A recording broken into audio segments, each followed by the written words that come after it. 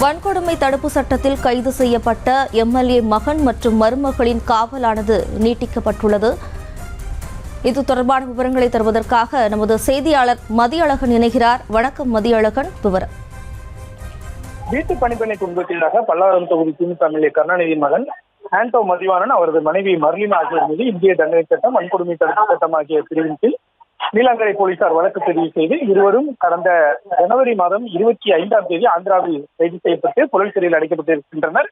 இந்த நிலையில் இருவருமே நீட்டிக்கப்பட்ட நீதிமன்ற காவல் இன்றுடன் முடிவடைய உள்ள நிலையில் புழல் சிறையில் இருந்தவாறு காணொலி மூலம் இருவரும் சென்னை மாவட்டம் 3வது அமர்வு நீதிமன்ற நீதிபதி டிவி ஆனந்த் முன்பு ஆஜர்படுத்தப்பட்டனர். அப்பொழுது இருவரின் நீதிமன்ற காவலையும் 7ஆம் தேதி வரை நீட்டித்து நீதிபதி டிவி ஆனந்த் உத்தரவிட்டிருக்கிறார்.